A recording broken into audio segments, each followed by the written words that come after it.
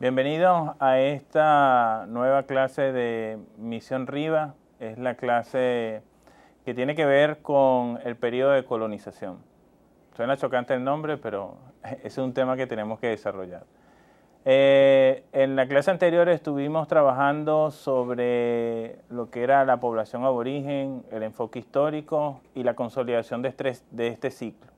En la clase de hoy iniciamos entonces cómo definitivamente se va a instaurar el régimen o el sistema productivo, el sistema económico y social, que va a determinar muchos elementos en la Venezuela actual. Pero entonces vamos a presentar el tema.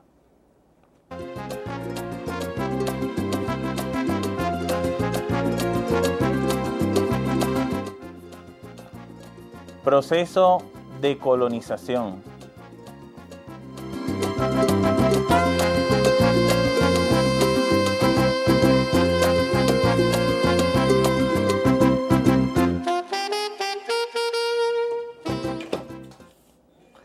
Este proceso de colonización se va a desarrollar en Venezuela a partir de la conquista.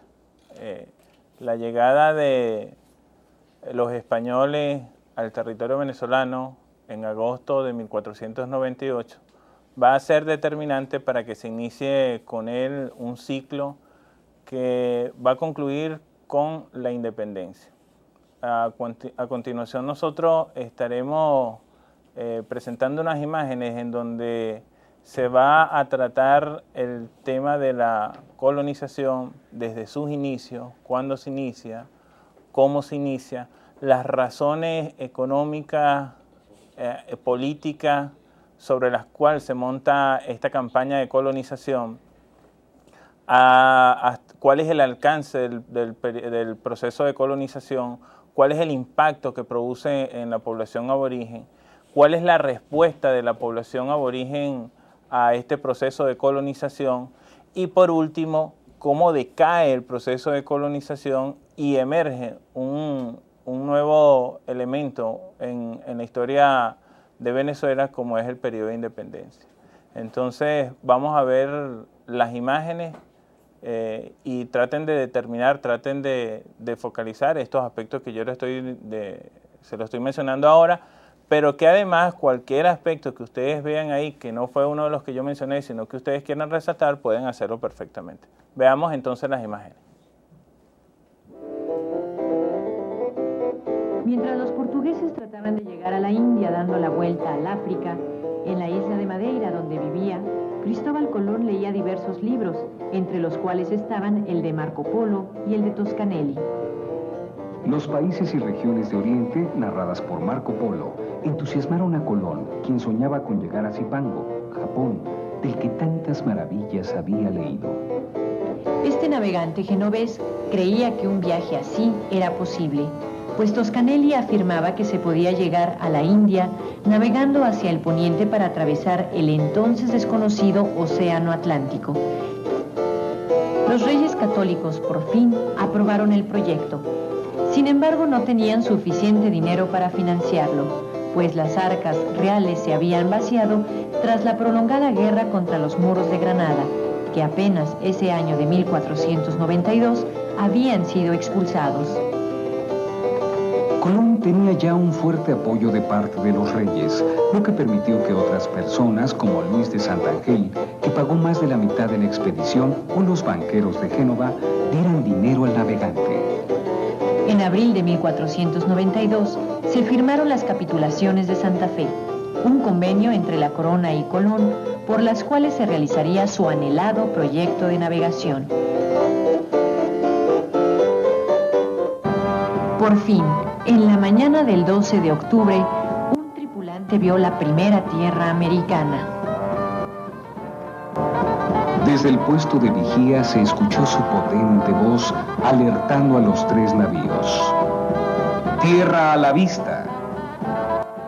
Los navegantes habían llegado a una isla de las Bahamas que bautizaron con el nombre de San Salvador y que los nativos llamaban Guanahani. Colón creía haber llegado a Cathay, China, y que se encontraba en las islas que Marco Polo había ubicado antes de arribar al continente asiático.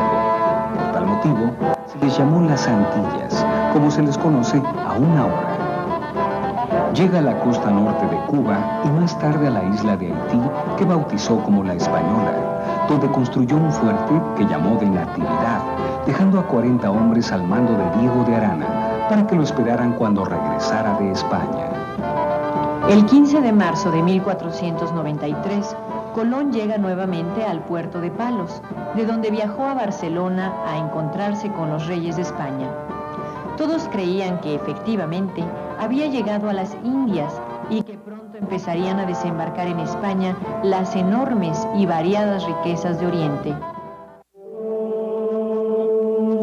Aun cuando nada de lo que encontraban tenía parecido a lo que Marco Polo había descrito en sus libros, Colón creía que solo faltaba navegar un poco más hacia Occidente para llegar a China o Japón.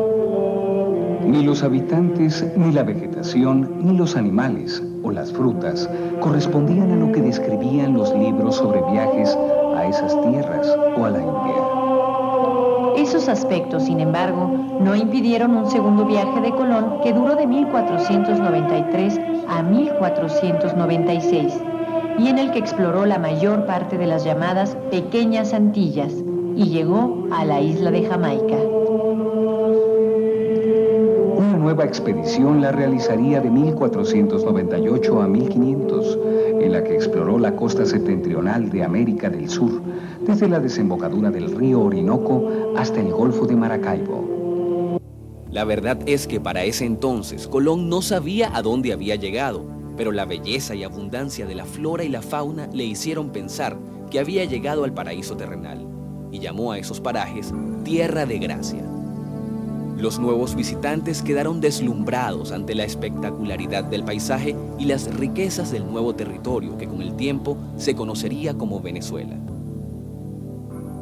La primera vez que se conoció este nombre fue en un mapa elaborado por el cartógrafo Juan de la Cosa, quien acompañó a Américo Vespucio y Alonso de Ojeda en el primer recorrido completo que se hizo a nuestras costas, desde Margarita hasta Cabo de la Vela. Pero fue en 1528 cuando Venezuela se convirtió en la provincia de Venezuela y fue dada en concesión a un grupo de banqueros alemanes.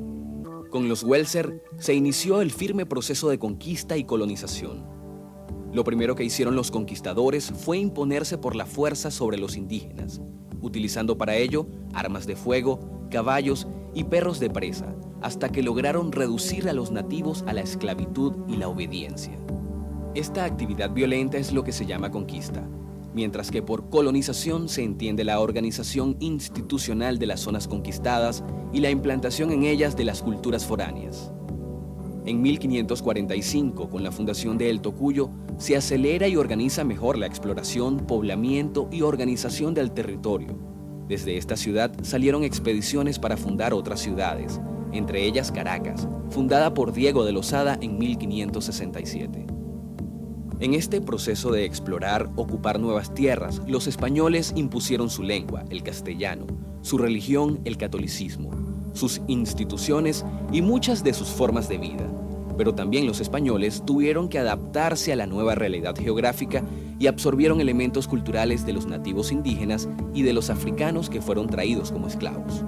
Surgió entonces un fenómeno que marcaría para siempre el carácter específico de nuestro pueblo.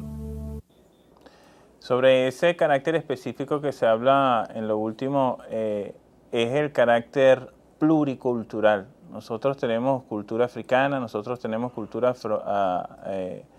nativa, americana, de este continente, aborigen, y también tenemos una cultura occidental, una cultura española. Nosotros reflejamos eso en el preámbulo de la Constitución cuando definimos que nosotros somos un país pluricultural. Pero ya específicamente en lo que es el tema de colonización, vamos a definir qué es la colonización. En la próxima diapositiva nosotros vamos a referirnos específicamente al concepto. Veamos.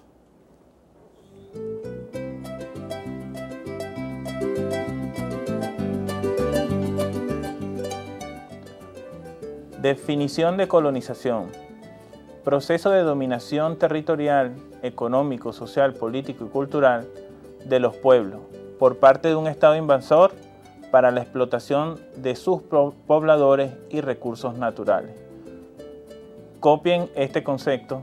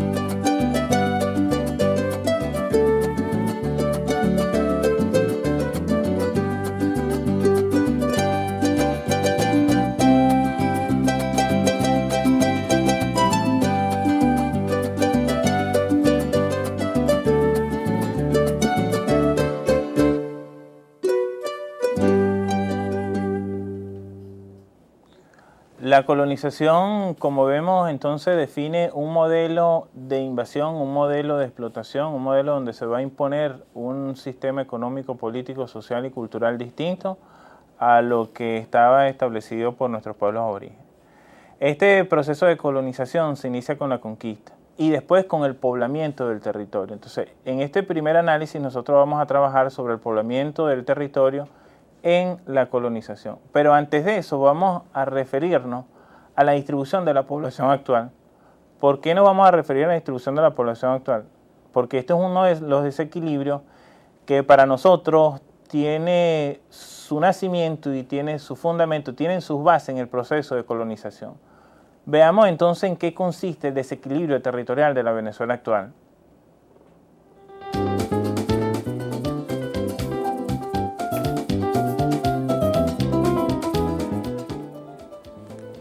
Desequilibrio territorial y distribución de la población actual. El 78,7% de la población se concentra en el 20% del territorio, mientras que el 21,3% se dispersa en el 80% del espacio restante.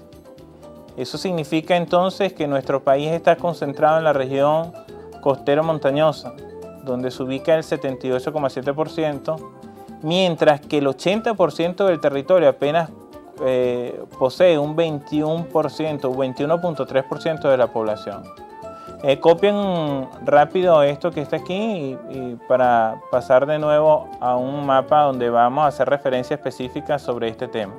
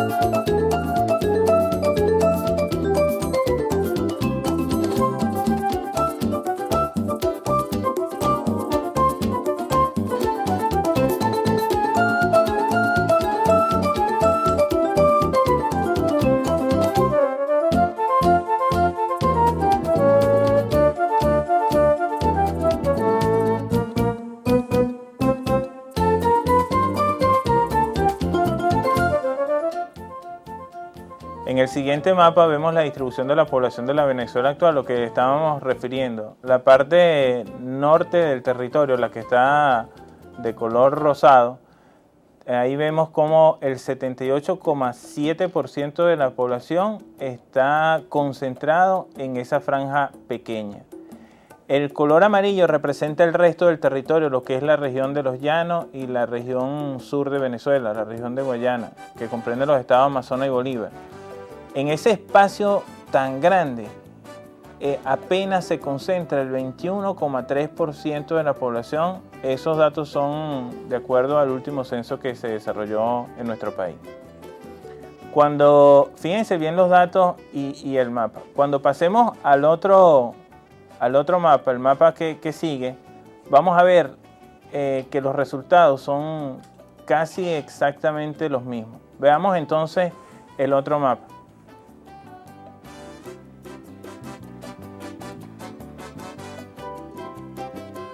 Fíjense, aquí la distribución de la población en la misma franja de la que hablamos en el mapa pasado representa el 80%, mientras que el 20% se distribuye en la región de los Llanos y la región sur.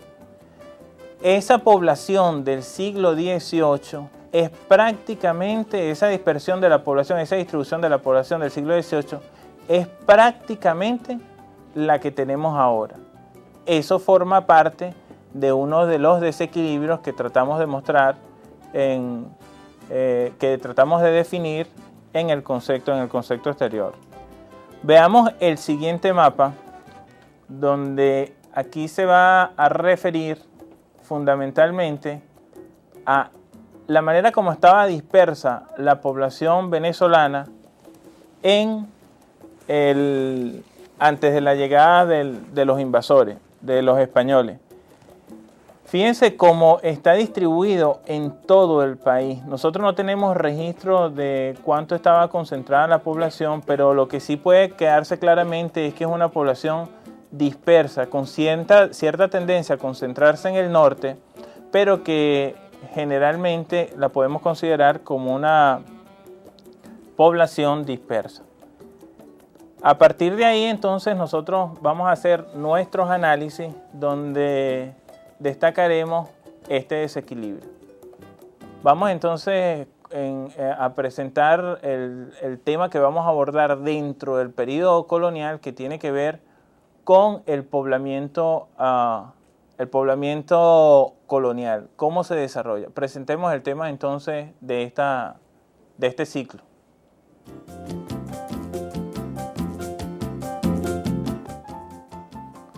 Poblamiento colonial de Venezuela. Nosotros estamos hablando del periodo colonial y dentro del periodo colonial vamos a iniciar este estudio con lo que tiene que ver con el poblamiento de Venezuela en el periodo colonial. Este poblamiento de Venezuela en el periodo colonial va a responder a diversas características. Esas características van a estar dadas por algunos elementos, unos elementos geográficos y unos elementos económicos.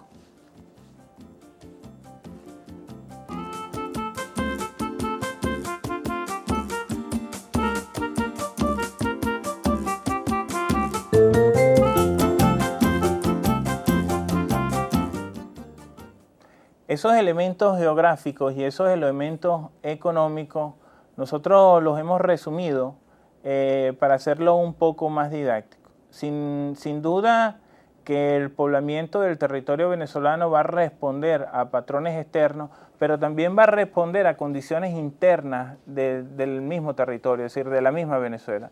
En la siguiente diapositiva, nosotros vamos a ver cómo se refleja o bajo qué características se desarrolla este poblamiento y bajo qué condiciones. Vamos a ver qué es lo que determina el poblamiento colonial en un principio.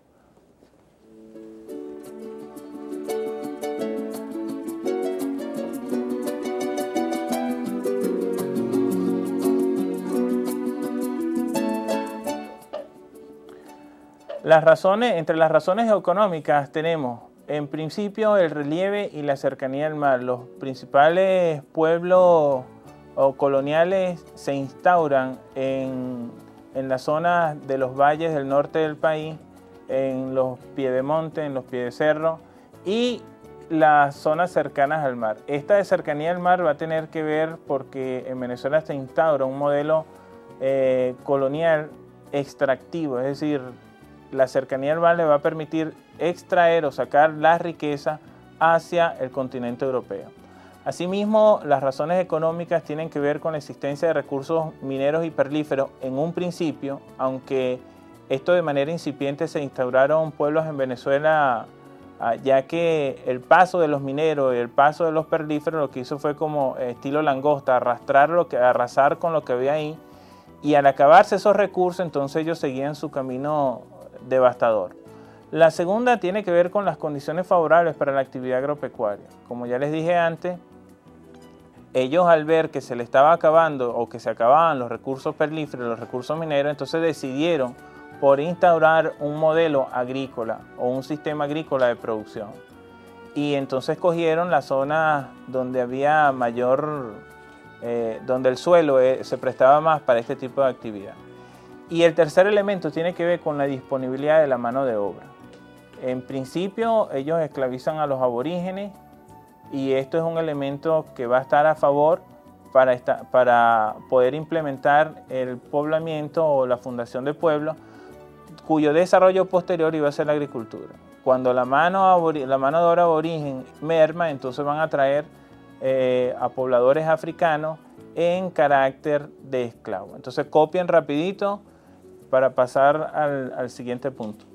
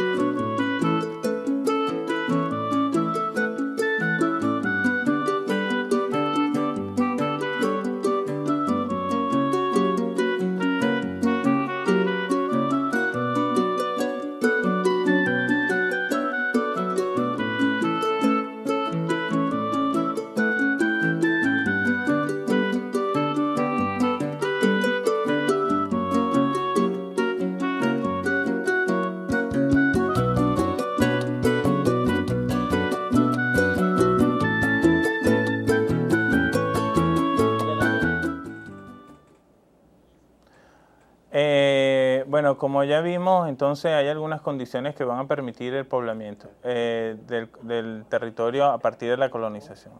Pero también en el periodo colonial o para el poblamiento del periodo colonial se van a usar algunas estrategias. Esas estrategias coloniales van a estar referidas en principio al poblamiento y después van a estar referidas fundamentalmente a las instituciones que ellos van a usar, las instituciones que ellos van a desarrollar precisamente para hacer efectivo este proceso de poblamiento. Esto le iba a garantizar al colonizador la posibilidad de que hicieran efectivo el objetivo fundamental. ¿Cuál era el objetivo fundamental?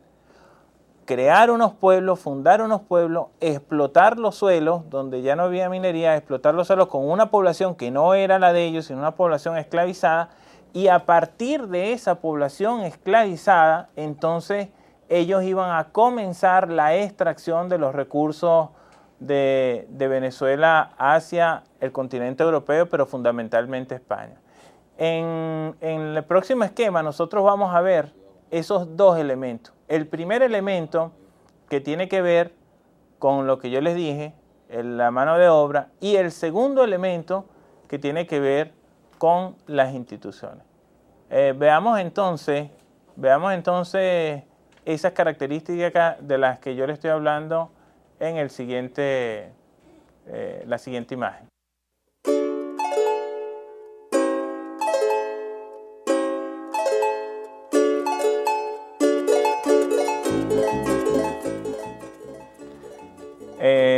Estamos viendo entonces las estrategias e instituciones que usaron los colonos para desarrollar el poblamiento. En primer lugar tenemos el exterminio y el sometimiento aborigen. En segundo lugar, la introducción del africano esclavizado. Y por último, la creación de algunas instituciones como la encomienda, el repartimiento y las misiones que precisamente permitían el sometimiento de estas poblaciones, fundamentalmente la población indígena. Vamos a copiar rápidamente estas estrategias e instituciones para avanzar en el siguiente contenido.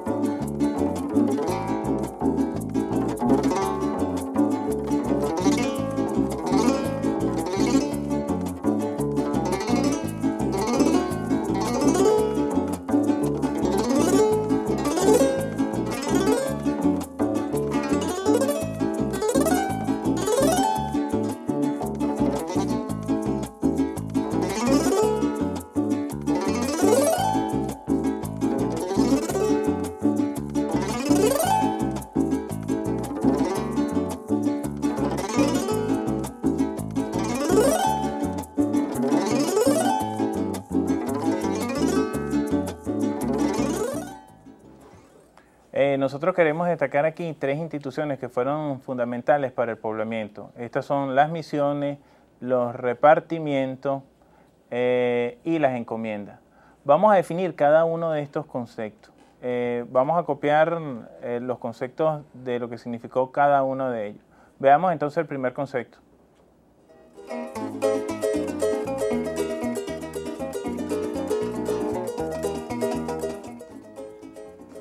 La encomienda, entrega de un grupo de familias indígenas a los colonizadores para su explotación mediante trabajo y tributación. Obligación del encomendero era de adoctrinarlos religiosamente. Copien rápido.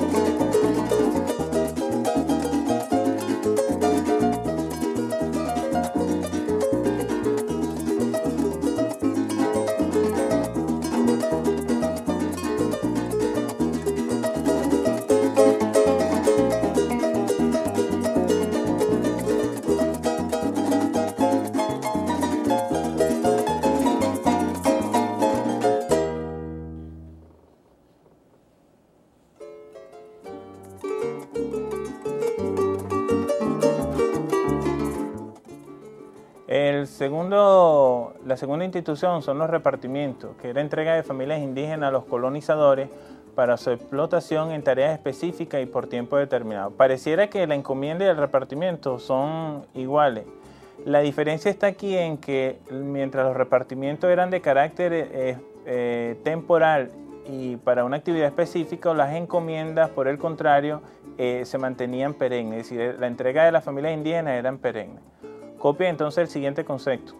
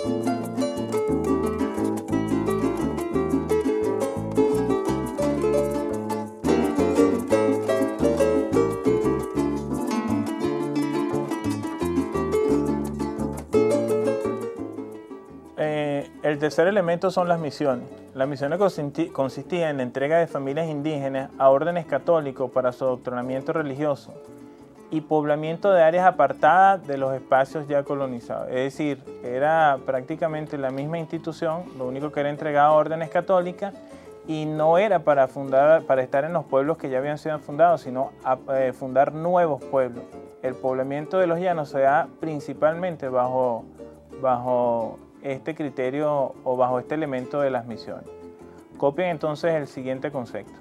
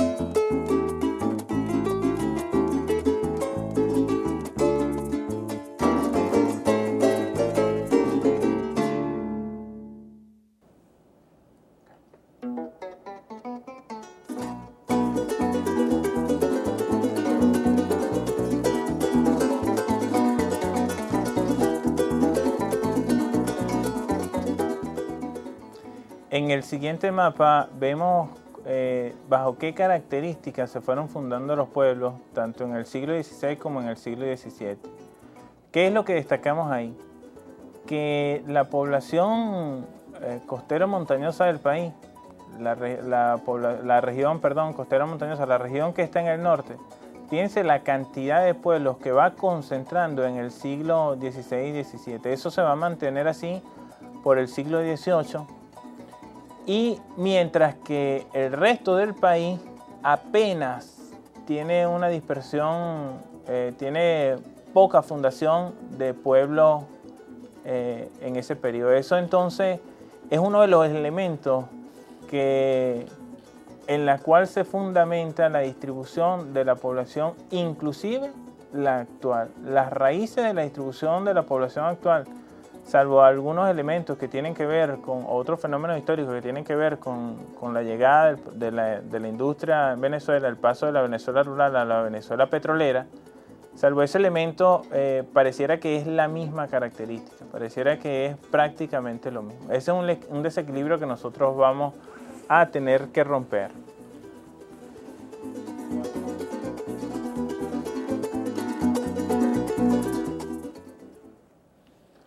El poblamiento colonizador generó unas terribles consecuencias en lo que ya teníamos, en la distribución de la población de los pueblos indígenas, pero también generó un impacto en lo que tiene que ver con el área geográfica, con el ambiente, con la naturaleza.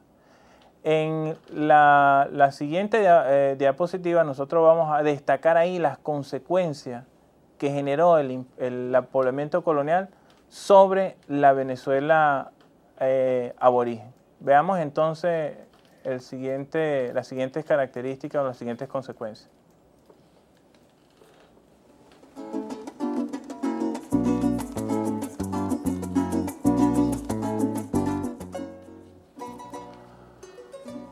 Entre las consecuencias tenemos concentración de la población, como ya lo pudimos destacar en los mapas anteriores, exterminio y migración forzosa de la población aborigen, la inmigración forzosa de la población africana, es decir, la traída de la población africana en calidad de esclavo, si se puede decir eso de calidad, y la intervención y deterioro ambiental.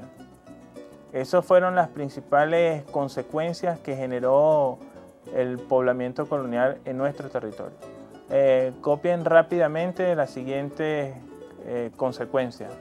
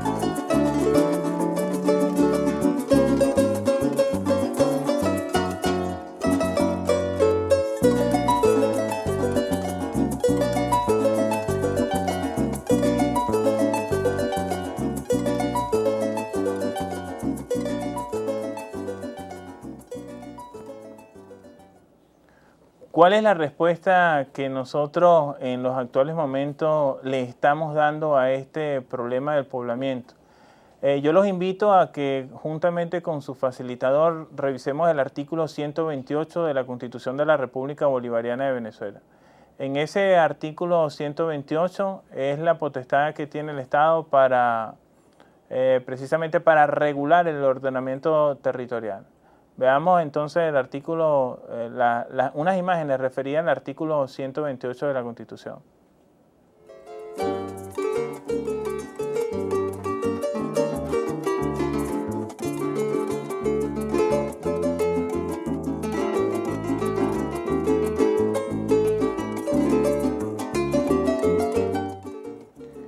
artículo 128 de la Constitución Bolivariana es un elemento que nos va a permitir generar algunas propuestas al respecto. Esas propuestas tienen que ver fundamentalmente con la necesidad de aumentar las actividades y la población en áreas desconcentradas, ocupar nuevos espacios territoriales y mejorar la infraestructura física y social en todo el país. De esa manera, entonces, nosotros estaríamos rompiendo con el desequilibrio que se generó en el periodo colonial. Copien rápido y copien muy rápido porque ya estamos terminando esta clase del día de hoy.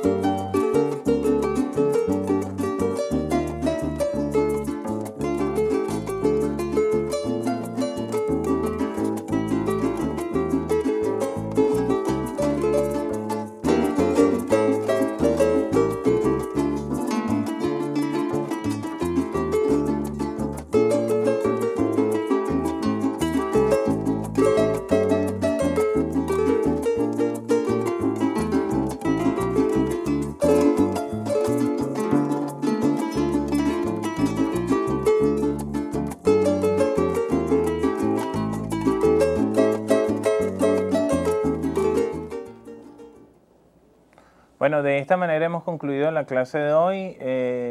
Quería invitarlos para que en la próxima clase me acompañaran. Tenemos un invitado en la próxima clase, el profesor José Luis García, quien forma parte del equipo que está trabajando con todos nosotros en este proyecto de la nueva historia, en esta visión distinta de la historia que junto a usted y junto a su facilitador estamos construyendo.